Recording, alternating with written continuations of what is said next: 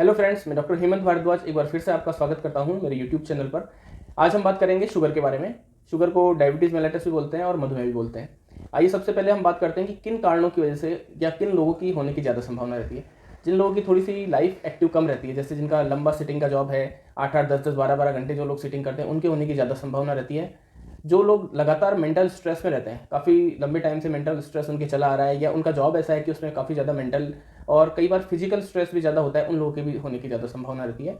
कुछ हार्मोन्स भी इसके लिए रिस्पॉन्सिबल होते हैं, और कुछ हार्मोन रिलेटेड डिजीज़ जैसे कशिंग सिंड्रोम एक डिजीज़ होती है, उसमें वो किडनी डिजीज़ होती है, उसकी वजह से भी डायबिटीज़ होने के ज़्यादा चांसेस रहते हैं। प्रेगनेंसी के दौरान भी बहुत सारी महिलाओं को डायबिटीज़ हो जाता है, इसको गेस्टेशनल डायबिटीज़ बोलते हैं। और स्टार्ट की प्रेगनेंसी के दौरान होता है, और कई बार प्रेगनेंसी के तुरंत बाद ठीक भी हो जाता है। कुछ कुछ लोगों के ये प्रेगनेंसी के बाद भी चलता रहता है। डायबिटीज़ दो टाइप का होता है, डायबिटीज़ मेलाइटस टाइप 1 और डायबिटीज़ मेलाइटस टाइप 2। जो टाइप 1 वाला डायबिटीज़ होता है वो ज़्यादातर बाई बर्थ होता है, छोटे बच्चों में ज़्यादा पाया जाता है, और इसमें इंसुलिन की ज़रूरत पड़ती है। जैसे बॉडी में जो इंसुलिन बनाने वाली सेल्स होती है, बीटा सेल्स होती है पेनक्रियास की, वो इंसुलिन सिक्रीट नहीं करती, इस वजह से ये टाइप 1 वाला डायबिटीज़ हो जाता है। और इसमें ज़्यादातर हमने देखा है, जैसे कुछ लोग इंसुलिन के इंजेक्शन लगवाते रहते हैं, तो इंसुलिन का इंजेक्शन भी इसमें बहुत ज़्यादा जरूरी होता है, क्योंकि बॉडी में नेचुरल इंसुलिन नहीं बनता। सेकंड जो टाइप का डायबिटीज़ है, डायबिटीज़ टाइप 2, ये ज़्यादातर 30-35-40 की एज के बाद होता है। और इसमें ज़्यादातर या तो लोग दवाइयाँ गोलियाँ लेते रहते हैं, या कुछ लोग बिना गोली के भी काम चल जाता है। और इसमें इंसुलिन की ज़्यादातर लोगों को ज़रूरत नहीं होती, कुछ लोग जिनके बहुत ज़्यादा शुगर लेवल बढ़ा रहता है उनको ज़रूरत पड़ती है। और इसमें जो बीटा सेल्स होती हैं जो इंसुलिन सिक्रीट करती है पेनक्रियास की, वो सिक्रीट तो करती है, पर या तो वो डिफेक्टिव होता है इंसुलिन जो सिक्रीट हो रहा है वो, या फिर सेल्स उसके लिए, बॉडी उसके लिए रेजिस्टेंट हो जाती है, तो इस चक्कर में शुगर लेवल बढ़ने लग जाता है। अगर लक्षणों की बात करें तो लक्षण दो कैटेगरी में बांटे जा सकते हैं, माइल्ड और सीवियर। जब किसी को शुगर स्टार्ट होता है तो उसके कुछ लक्षण होते हैं, उसको पता भी नहीं लगता कि मुझे शुगर हो गया है, पर कुछ ऐसे लक्षण होते हैं जिनसे हम पकड़ सकते हैं कि इसको शुगर हो सकता है। जैसे बार बार पेशाब आना, भूख ज़्यादा लगना और प्यास ज़्यादा लगना, ये डायबिटीज़ का पहला लक्षण होता है। इन लक्षणों से ही हम डायग्नोस करते हैं कि डायबिटीज़ हो सकता है, या डॉक्टर सस्पेक्ट करता है कि ये लक्षण आ रहे हैं तो डायबिटीज़ हो सकता है। बार बार पेशाब, दिन में भी इंसान जाता है और रात को 2 से 3 बार उठ के भी उसको जाना पड़ता है। अगर ये लक्षण किसी को आने लग गए तो एक बार उसे डायबिटीज़ जरूर चेक करवाना चाहिए, शुगर लेवल जरूर चेक करवाना चाहिए। बार बार प्यास लगना और भूख ज़्यादा लगना भी इनिशियल लक्षण है। जब थोड़ा शुगर लेवल और बढ़ जाता है तो चक्कर आना, कमजोरी रहना, वेट अचानक से गिर जाना, थकान रहना, ये सारे लक्षण भी देखने को मिलते हैं। अगर सीवियर लक्षणों की बात करें, जिनके शुगर लेवल ज़्यादा बढ़ जाता है, उनके लक्षण माइल्ड की बजाय सीवियर आने लग जाते हैं। जैसे चक्कर आना, धड़कन बढ़ना, सांस तेज चलना, कन्फ्यूजन रहना, पेट फूलना, उल्टी का मन होना, डिहाइड्रेशन जैसा हो जाता है, और इससे इंसान कोमा में भी जा सकता है। जिन लोगों के लंबे टाइम तक शुगर रहता है, उन लोगों के कुछ ऐसे लक्षण आने लग जाते हैं जो लंबे टाइम तक शुगर रहने से आ जाते हैं। जैसे पैर सुन्न रहने लग जाते हैं, जैसे वो ज़मीन पर पैर रखते हैं तो भी उनको सुन्नपन फील होता है।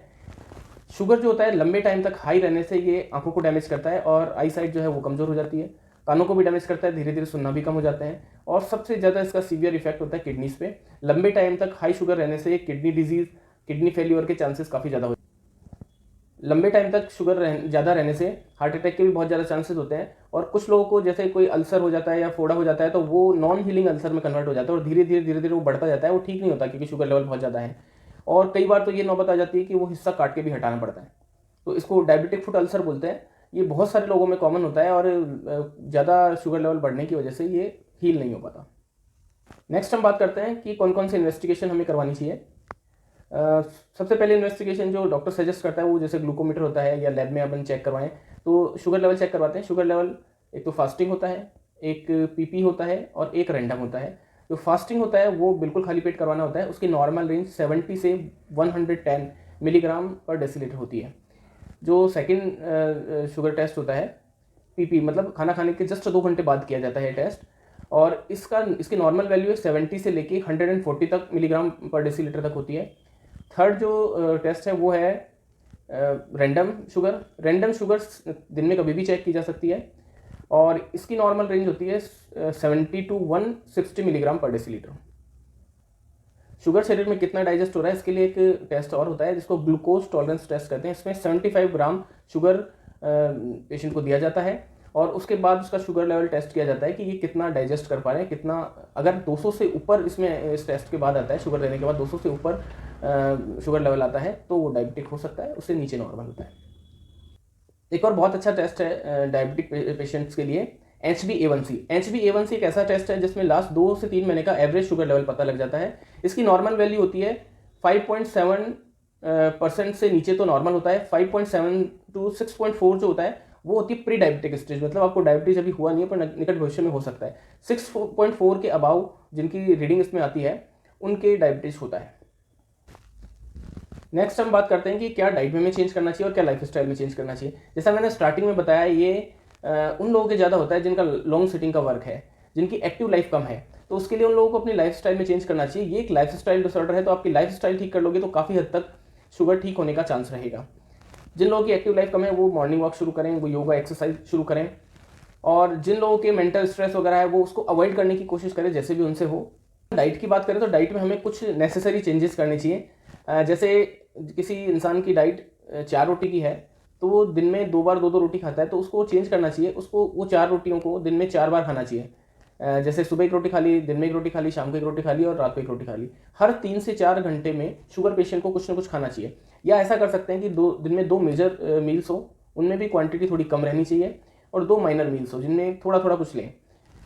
इसके अलावा पेशेंट को जो है कुछ खाने पीने की चीज़ें हैं उनका ध्यान रखना चाहिए, वो ली जा सकती है। जैसे डाइट में फाइबर होना चाहिए, जो रोटियां भी होनी चाहिए वो मिक्स आटे की ज़्यादा बेनिफिशियल रहती है, जिनमें साथ में चोकर होता है, अगर फाइबर इसमें अच्छा रहता है। अगर हम फ्रूट्स की बात करें तो बनाना इसमें अच्छा रहता है, पपीता अच्छा रहता है, मौसमी लेना अच्छा रहता है, जामुन इसमें काफ़ी इफेक्टिव होता है, जामुन काफ़ी फायदेमंद होता है। कीवी ली जा सकती है, नाशपाती ली जा सकती है। फ्रूट को पूरा खाना है, फ्रूट का जूस बना के नहीं लेना, फ्रूट सीधा खाना ज़्यादा ठीक रहता है क्योंकि उसमें फाइबर होता है, फाइबर बॉडी में जाता है, प्लस अगर जूस हम लेते हैं तो उसमें एक साथ शुगर लेवल बॉडी में बढ़ता है, पर फ्रूट हम खाते हैं तो उसको धीरे धीरे उसका शुगर बॉडी में एब्जॉर्ब होता है और उसमें टाइम लगता है। सब्जियों में हम बात करें तो मेथी इसमें काफ़ी अच्छी होती है, करेला इसमें काफ़ी अच्छा होता है, और कुछ लोग करेले का और नीम के पत्ते डाल के करेले का जूस उसमें पीते हैं, वो काफ़ी इफेक्टिव रहता है। और घिया इसमें काफ़ी अच्छी रहती है, घिया भी लेनी चाहिए। डायबिटीज़ में खाने में क्या लेना है उससे ज़्यादा इंपॉर्टेंट है खाने में क्या क्या नहीं लेना है। फ्राइड चीज़ें कम से कम लेनी चाहिए, सॉल्टी चीज़ें भी कम से कम लेनी चाहिए, मीठा बिल्कुल अवॉइड करना चाहिए, टॉफ़ी, चॉकलेट, आइसक्रीम ये बिल्कुल अवॉइड करनी चाहिए। Soda, cold drink, pasta, alcohol बिल्कुल ही कम मात्रा में लेना चाहिए। अल्कोहल भी बिल्कुल बंद कर देना चाहिए जिनके शुगर ज़्यादा रहता है उनको। फ्रूट्स में मैंगो, वाटरमेलन ये दोनों फ्रूट अवॉइड करनी चाहिए क्योंकि ये काफ़ी मीठे फ्रूट होते हैं, किसी किसी के इन फ्रूट से शुगर लेवल बढ़ जाता है, और इनका जो ये जूसी काफ़ी होते हैं, जूसी होने की वजह से शुगर लेवल बढ़ाने कई बार किसी किसी का शुगर लेवल बढ़ जाता है। मीठी चाय कॉफ़ी भी नहीं लेनी चाहिए। किसी को कभी कभार लगता है कि उसको बहुत ज़्यादा मीठे की इच्छा हो रही है तो बहुत कम क्वांटिटी में कभी कभार वो गुड़ ले सकता है। चीनी इसमें बिल्कुल अवॉइड करनी चाहिए, चीनी से बनी चीज़ें बिल्कुल अवॉइड करनी चाहिए। नेक्स्ट बात करते हैं होम्योपैथिक मेडिसिन की।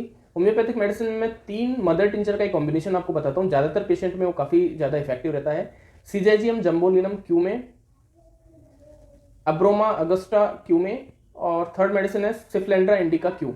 इन तीनों का क्यू आपको एक 100 ml की बॉटल लेनी है, तीनों को हम 20-20 ml उसमें मिक्स करना है, और उसको मिक्स करके उसकी 30 बूंद सुबह, 30 बूंद दोपहर, 30 बूंद शाम, आधा कप पानी में डाल के आपको लेनी है। बायो कॉम्बिनेशन 7 भी इसमें काम आता है, 4-4 गोली 3 बार बायो कॉम्बिनेशन 7 की दिन में लेनी है। होम्योपैथी मेडिसिन और भी काफ़ी सारी होम्योपैथिक मेडिसिन आती है, वो आपके सिम्टम्स के अकॉर्डिंग डिफर हो सकती है, तो आप वो मुझे फ़ोन करके कंसल्ट कर सकते हैं या आपके आसपास किसी और होम्योपैथिक डॉक्टर से कंसल्ट कर सकते हैं। जो मैंने ये मेडिसिन बताई है ये कॉमन मेडिसिन बताई है जो हर पेशेंट को दी जा सकती है। एक और चीज़ का ध्यान रखना बहुत ज़रूरी है, जिन लोगों के शुगर का ट्रीटमेंट काफ़ी टाइम से चल रहा है वो अचानक से एलोपैथिक मेडिसिन उनको नहीं छोड़नी है। शुरुआत में थोड़े गैप से एलोपैथी और होम्योपैथी मेडिसिन दोनों साथ में लेनी है। जैसे जैसे शुगर लेवल नॉर्मल की तरफ आता है एलोपैथिक मेडिसिन की डोज कम की जा सकती है और धीरे धीरे करके वो बंद की जा सकती है। जिन लोगों के शुगर शुरुआती स्टेज में होता है उन लोगों के जड़ से भी ठीक हो जाता है, जिन लोगों के शुगर लेवल बहुत ज़्यादा होता है उनके धीरे धीरे कम हो जाता है। पर ये रिस्क नहीं लें कि एलोपैथिक मेडिसिन अचानक से आप छोड़ दें और होम्योपैथिक मेडिसिन स्टार्ट कर दें। शुरुआत में तो दोनों दवाइयाँ साथ में ही चलेंगी। तो उम्मीद है दोस्तों इस वीडियो में मैंने आपको सारी चीज़ें बताई है, फिर भी आपको कोई कन्फ्यूजन हो तो आप मुझे कॉल कर सकते हैं और कंसल्ट कर सकते हैं। Thanks for watching this video.